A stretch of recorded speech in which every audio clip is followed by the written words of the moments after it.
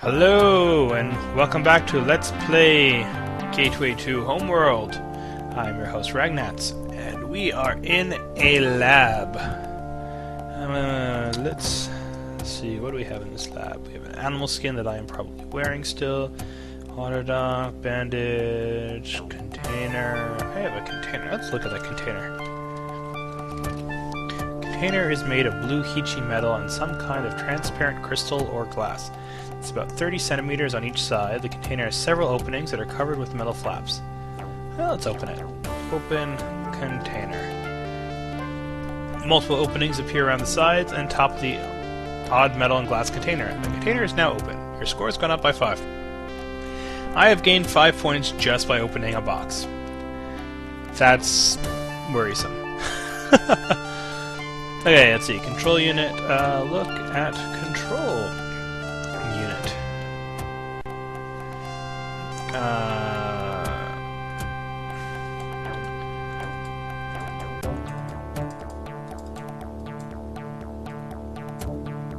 Oop.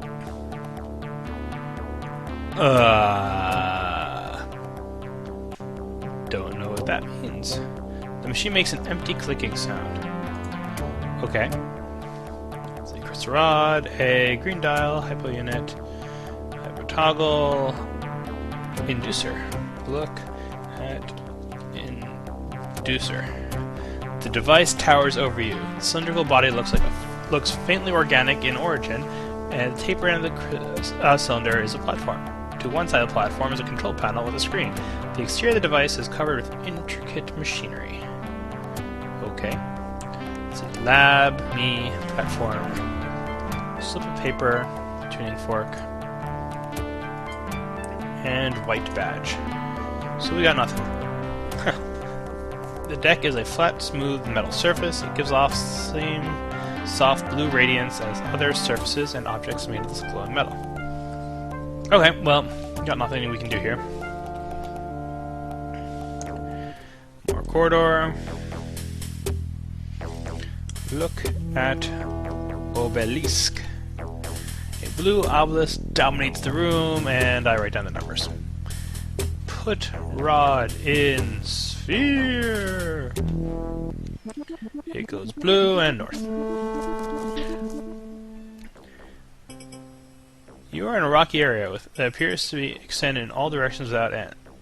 The area is barren with no signs of life, and the temperature is almost unbearably high. A bright double sun beats down on the rock, making the air shimmer. To the south is a glowing blue force field portal.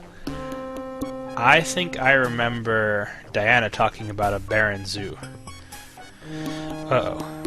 Okay, north. You are in a rocky area surrounded by mountains. A double sun shines brightly overhead. Your eye is drawn to a low metal trough that emerges from the rock about 3 meters away. In the metal, you see some green goo. You hear a barely audible humming sound. The crystal rods change color from blue to oh my god. The ground is crawling with insect-like creatures. There seem to be millions of them. They immediately start crawling up your legs and over your body. You feel sharp pain in a dozen locations as nasty little beasts bite you with their mandibles and stab you with the barbs at the end of scorpion-like tails. The venom from the creatures is building up in your body. You feel a touch under the weather, a little lightheaded and tired. Oh dear, this is what happened to Diana. Okay, well, maybe if I can capture some of these things, I can figure out what to do with them. So, it looks like they like the goo. So, let's put goo in container. You'd have to take the green goo first. The creatures continue to crawl all over you and sting you. The venom of the creatures is building up in your body. You feel a touch under the weather, a little lightheaded. You notice that a number of the creatures have entered your specimen cage. Yeah, but if they don't give them food, they're gonna all die. Take goo. You scoop up a handful of disgusting substance and brushing off a frantic number of scrabbling creatures in the process. Score is going up by 5. The creatures continue to crawl all over you and sting you. The venom from the creatures is building up in your body. You feel a touch under the weather and lightheaded and tired. Put goo in container. You put the goo in the cage, and the creatures immediately begin feeding. The creatures continue to crawl over you and sting you. South. Get out of there. Close containers so they don't leave. Score has gone up by 10. You are still poisoned, tired and dizzy, and sick to your stomach. I just want to get out of here. Put rod in portal. Okay, goes blue. I'm poisoned. Great. South. Let's see. Wear auto dock. You strap the auto dock cuff. As soon as the cuff makes contact with your skin, it beeps and the digital readout lights up with bright green letters and numbers. You hear a sharp crackling sound, blah blah blah. Look at readout. How bad am I? Toxin 31.5% of fail to. That's nothing. But let's deal with it. Turn blue dial to 4. Antitoxin, yay. Probably don't need a maximum dose though. Turn green dial to 3. Inject me. Press the hypo against your arm, feels a sharp sting as the needle enters your skin. You hear a soft hissing sound as the selected drug, antitoxin, enters your bloodstream. When you pull the hypo away, you see that the needle remains deployed, ready for another injection. The auto dot beeps and display flickers as the toxin levels decline rapidly. The new reading is 23.7. That should be good for now. Let's go and see if we can look at these things in the lab. Since, you know, I have a lab container. It's gone down to 17.2. The antitoxin is acting on the venom in your body. Feel much better, but you're still a little queasy. Nope, down to 12.0. So let's put the container on platform again. Oh, 8.1. Let's try the look at insects. You peer at the creatures, which are currently occupying themselves by scrabbling around inside the specimen cage. The little nasties are about 3 centimeters long, gray in color, 6 legs, and bodies covered with hard chitin. Their mouth parts are surrounded by mandibles, and they have scorpion-like segmented tails with barbed stingers. That does not sound nice. Let's see what happens if we check out the control unit now. Look at control unit. Let us see what this controls. Oh, this is different.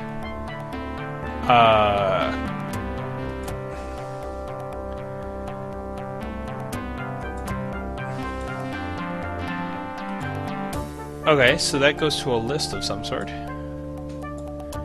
Let's see what happens if I do that now. Oh, now it's pointing at the head. Oh, okay, so this lets me go between different parts of their body. And this, I guess, is just list form. Oh, so we have red version, blue version, orange version, blue version, and a couple of them purple version. So wait, this and this have purple version. What are these two things? There's that and that. I guess it just means there's 4 different types. Oh, there's a different amount of legs now.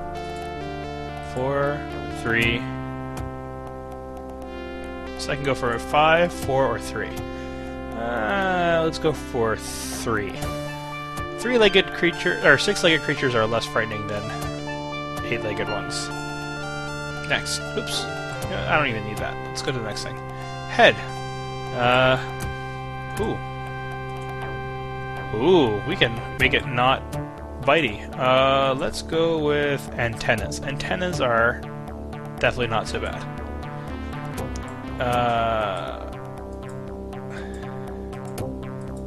I don't see what's changing here.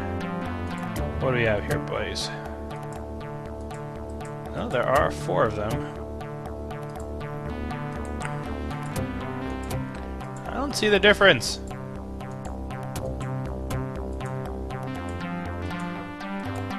I'll take the red one. Okay, what do we look at now? The tail! Let's just have no tail. Okay, what else do we have? We got 2 more. Oh! Let's make it hairy. Actually, now I'm really wondering. Oops.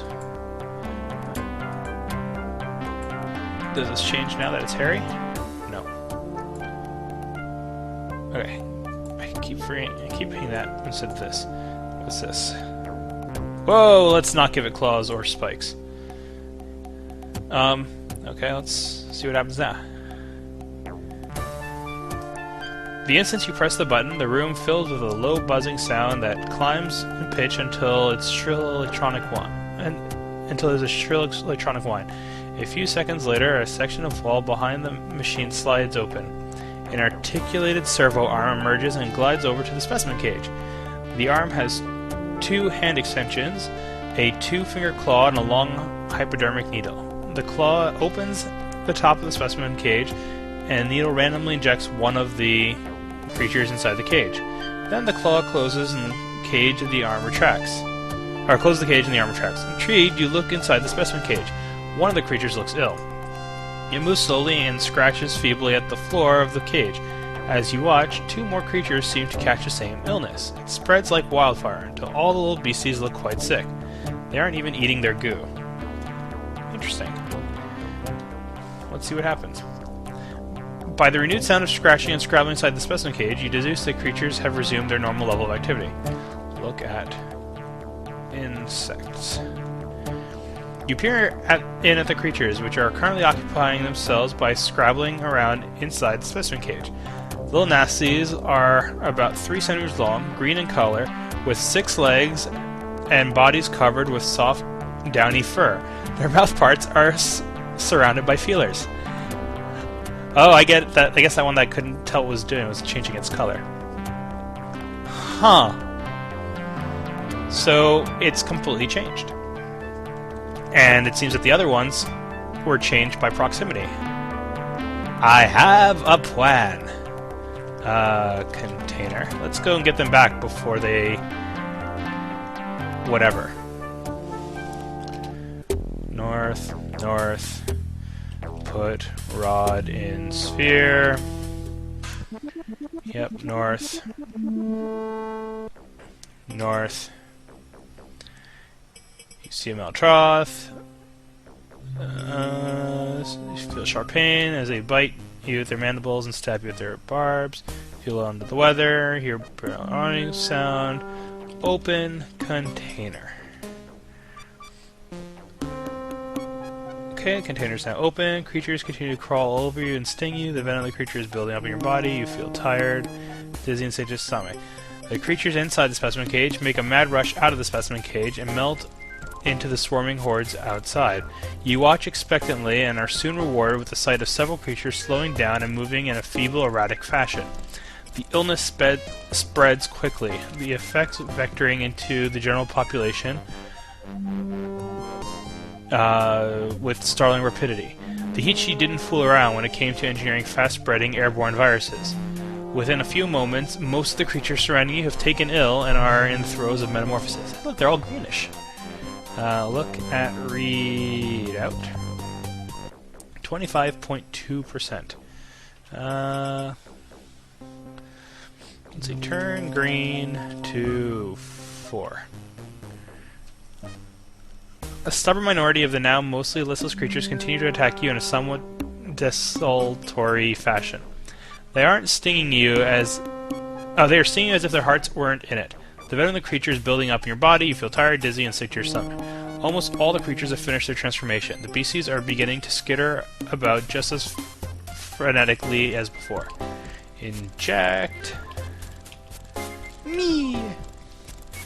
I put more antitoxin in me. You are standing in a seething mass of now harmless insect-like creatures. They swarm around you but do not hurt you. Your score has gone up by 20. The autodoc beeps and display flicker as the toxin levels decline rapidly. The new reading is 19.6. The antitoxin on is acting on the venom. You feel better but are still queasy. Haha! Our vast rock shelf. The air appears to be devoid of life. The air above the rocks shimmer with heat. The shelf extends in every direction as far as you can see. The autodoc beeps and display flickers as the toxin levels decline. 10.5. You stumble off in a northerly direction, the heat making you slightly disoriented. After a seemingly endless hike that takes you in a confused weaving path through a desolate terrain, you see a glowing red force field portal hovering in the far distance. You change course and head directly for it. You are on a rocky plain that appears to extend in all directions without end. A double sun shines in the bright blue sky. To the north is a shimmering red force field portal. You are poisoned. Feel a touch under the weather. The autodock beeps, and I'm at 2.7. Put rod in portal. It goes blue, and the antitoxin restores you to health. Yay! We made it through the insect room safely. Well, that wasn't too bad. And the corridor heads northwest. Oh dear. You are in one of the long central corridors that seems to be so common on board this vessel. A sensor eye hangs from the ceiling above you, scanning back and forth. The corridor runs northwest and southeast. A metal door runs west. The door is closed. You hear a barely audible humming sound, and things gone from blue to red. I'm starting to think this is where Diana and Jack got caught. Let's open this door. You hear motors hum for a second, then the door slides open a few centimeters. After another hesitation, the door slides all the way open. A section of the corridor wall iris is open. You hear a strange click-clack, click-clack. We've read this before. And the monstrous alien robot turns to face you, then stops. Oh god, let's get out of here. West! Okay, equipment bay. You step into the equipment room. Equipment bay. This is a vast space filled with strange equipment. There are Hichi earth movers and cargo transporters, scout cars with balloon tires, ground effect vehicles, and piles upon piles of complicated-looking machinery. This must be where the Hichi stored the equipment used for building the zoo environments and collecting the specimens and raw materials from target planets.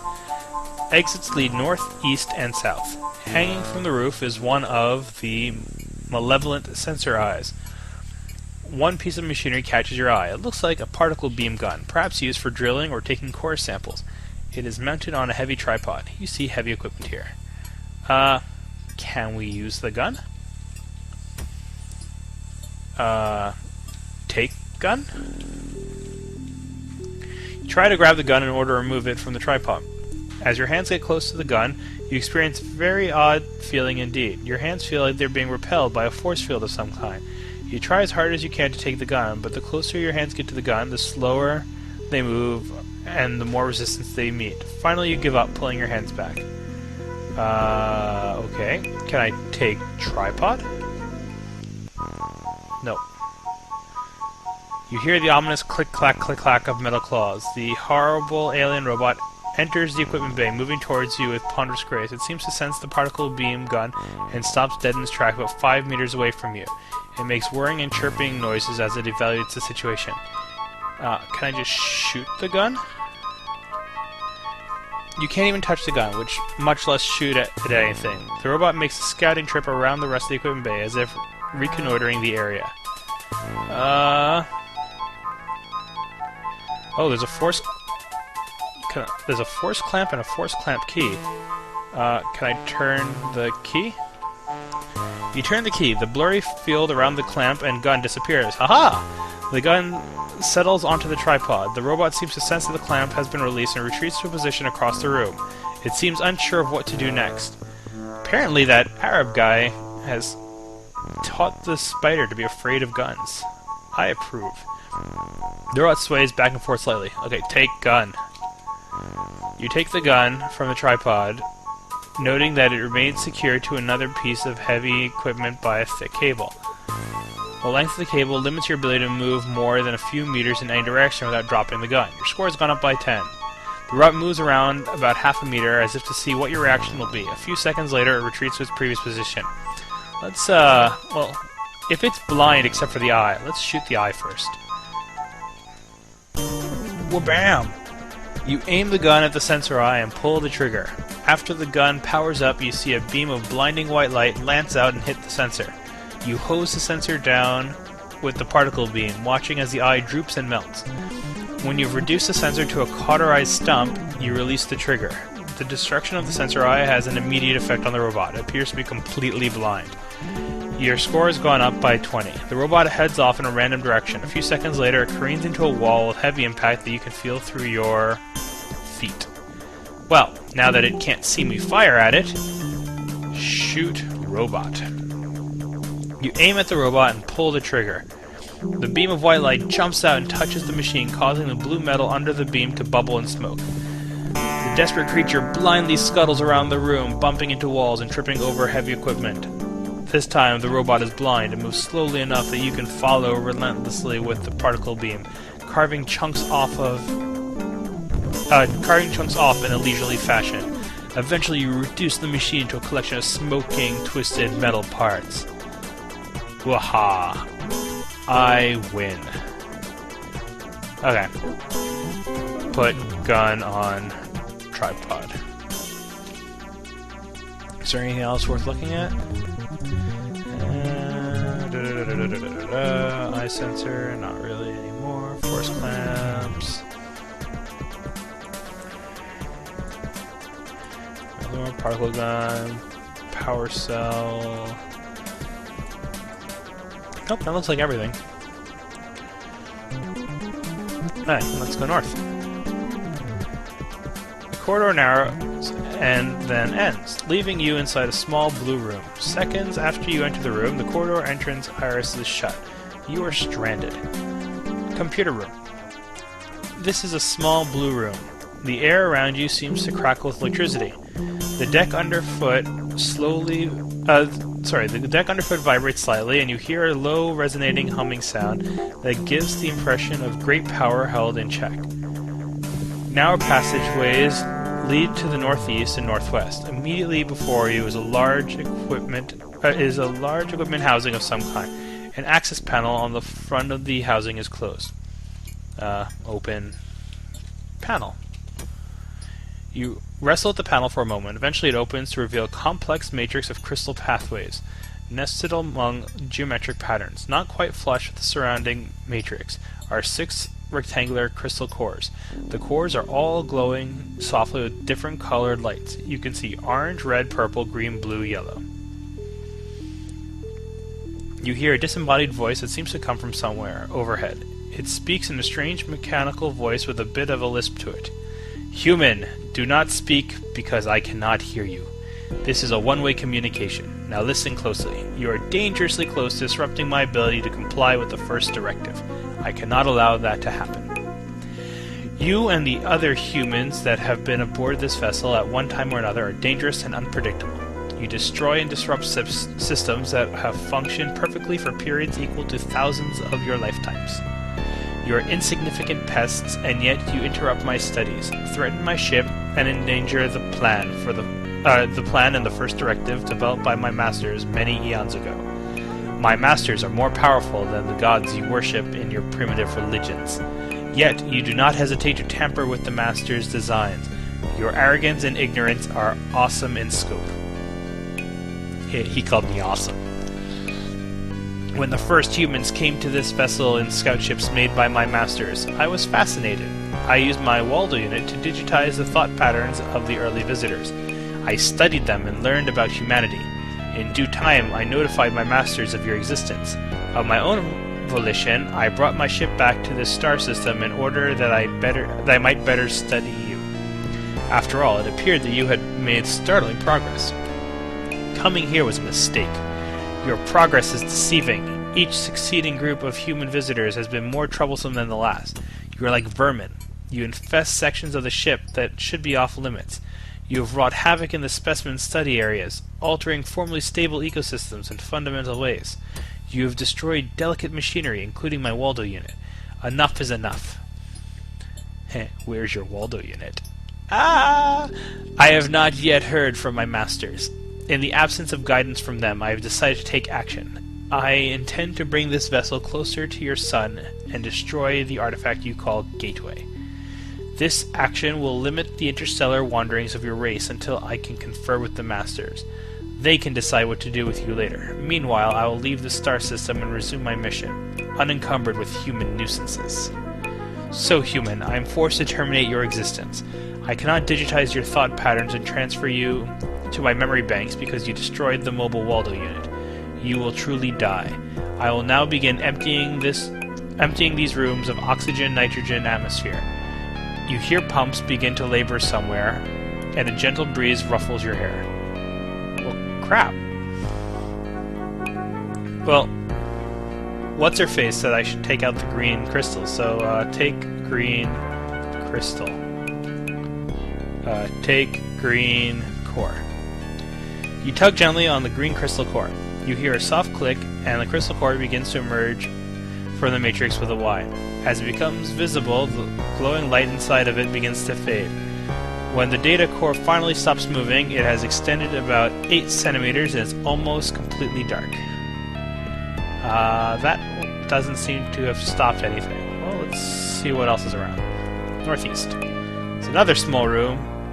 Narrow passageways lead to the northwest and southwest. Immediately before you is a large equipment housing with a closed access panel. The pumps continue to labor, drawing air out of the computer rooms. Okay, well, open housing and take green core. You wrestle with the panel for a moment. Eventually it opens and reveals a complete matrix, blah, blah, blah, all the different colors. The ship's computer speaks. You must not touch anything in this room. You tug gently at the green crystal core. The crystal block emerges from the matrix and goes dark. The pumps continue to labor, drawing air out of the computer room. Okay, well, northwest. It's another room. The ship's computer speaks. Do not cause any more damage than you already have. Yeah. I'm going to listen to you. Open housing and pull and take green core. The air is getting a little thin. You tug gently on the green crystal core. It emerges and goes dark. Southwest. The air is getting thinner. Okay, open housing and take green core. You tug gently on the green crystal core. The crystal block emerges and the matrix goes dark. Your score has gone up by 15.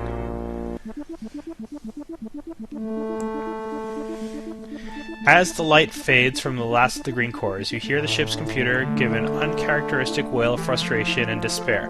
The pumps stop draining precious air from the room. There is a brief silence, followed by the sound of a familiar female voice. Hey, you did it! You managed to knock out the primary AI cluster, the home of the oldest one. The voice belongs to Miki Akira. That was her name. She pauses, then continues. The oldest one has been booted from the control cores, and I've figured out how to plug in. I've got the run of the ship computer systems, even though I'm still physically on the matrix in the aft part of the ship that you activated earlier. Good news is, you have the oldest one on the run. The bad news is, he isn't dead yet, and a worse threat than ever. In fact, the oldest one vacated the dead AI cluster and has taken residence in some unused capacity in the engineering data cores. It doesn't want us to take over the vessel. Even as we speak, it is using a bypass it created in the engineering systems to force an overload of the star drive engines and destroy the ship. By my reckoning, we have about 15 minutes before the vessel is consumed in a antimatter reaction. The oldest one has no control. The oldest one no longer controls the life support system, which means it can't pump any more air out of the computer rooms. Air is the least of your problems, however. We are going to disappear in a spectacular multi-gigaton fireball if we don't do something soon. We must find the cores corresponding to the engineering section and take them offline. I can help you. Even though you can't communicate directly with me, and I can't see the physical layout of the cores, we can still cooperate. I can provide feedback on the effects of your actions. Deactivate the cores one at a time, and I'll tell you what happens. As you pull cores, we can figure out which ones are part of the engineering systems. Then, we can pull out enough of the engineering cores to degrade the performance of the engineering systems to the point where the oldest one must die or flee to another subsystem. So let's get started. Pull out a core and I'll tell you what I sense in terms of its impact on shipboard systems. Remember that at least one core must remain active in each of the remaining clusters. Some of the clusters control essential shipboard systems. If you take down an entire cluster, the system it governs will fail. If it's an essential system like life support or engineering, we'll most likely be goners. Wait, I thought you just told me to turn off engineering. Let's do it. You have 14 minutes left. Okay, take yellow core. You tug gently in the yellow crystal core, and the crystal block emerges from the matrix and goes dark. Life support in the methane-breathing and hydrogen-helium zoos just failed for a few microseconds. There's also a series of blips in the main life support systems. That was a life support core, not an engineering core. 13 minutes to detonation. Okay, take blue core. You tug gently on the blue core, I've detected a series of anomalies in the shipboard power distribution grid. The artificial gravity generators in the first and third star drive control units. I think processing for those systems has been shunted to backup cores. Those systems feel like engineering systems to me. You're on the right track. 12 minutes to detonation. Okay, well, then let's take all the blue cores out. Southeast. 11 minutes to detonation. Take blue core. Engineering systems across the ship went down for a few microseconds. It seems as though the processing for those systems just switched automatically to a backup core. You're definitely on the right track. 10 minutes of detonation. Okay, northeast, then take blue core.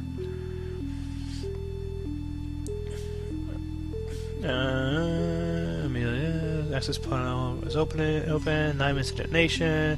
You tug it. Your grinding noise as the doors in the southern computer room's iris is open, followed by a mechanical sound of a new door open in the forward computer room. Your score has gone up by 15. Oh, we don't take all 4 of the blue ones out, but picking out 3 is enough. Miki gives a short yell of triumph. We succeeded! I can't detect the presence of the oldest one anywhere in the main computer system. I have released the locks on the bridge doors and the computer room exits. Miki continues. Now we must figure out how to program the navigation consoles on the bridge with a course code for an orbit around Earth. I don't know which code applies to Earth specifically, but I have a theory and a way of...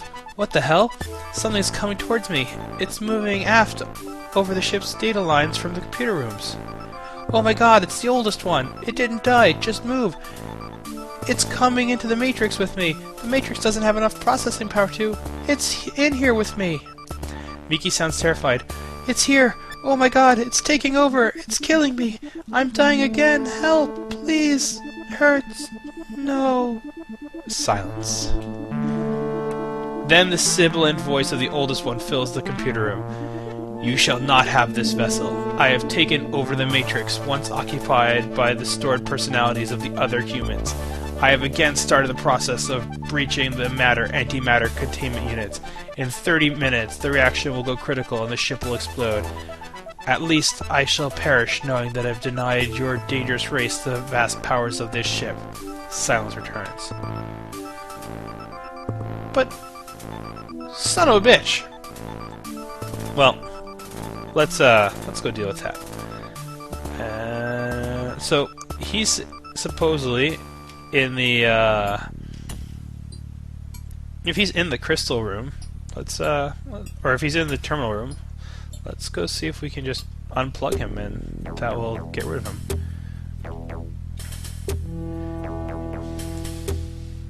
The ghostly voice of the oldest one reverberates through the ship. In 25 minutes, we will vanish into a cloud of plasma.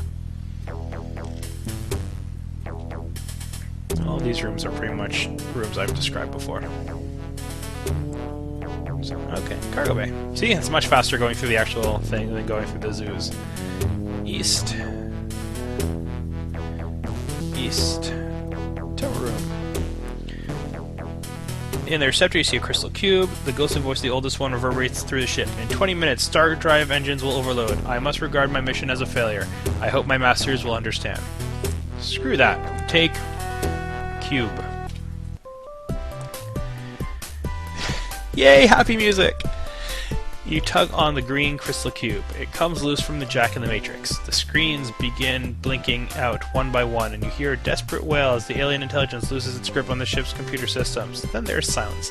You have done it. You've stopped the countdown. Now you must return to the forward part of the ship, find the bridge, and figure out how to fly the ship home. Your score has gone up by 25. Well, let's go back to the bridge then. And then we will call it a... something.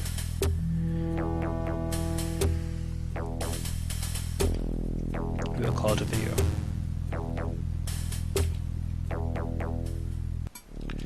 North, north, north, northwest, northeast, north. Oh, there's an entry where there was before blank wall. Bridge. This is a large open room that is obviously the control center or bridge of the starship. The bridge is unusual in its construction in that it is all rectilinear lines and angles, except for the rounded control consoles. The most surprising thing is a bank of huge windows looking out into the stars. The Hichi were never big on windows, and seemed to prefer enclosed spaces with curvy organic lines suggestive of tunnels or caves. The only exit is to the south. One of the more round control consoles is directly in front of you. And on that note, we shall save. LP 6. Okay, and on that note, I think we are done. We will call it a video. Have a good one. Toodaloo. I'm playing a game!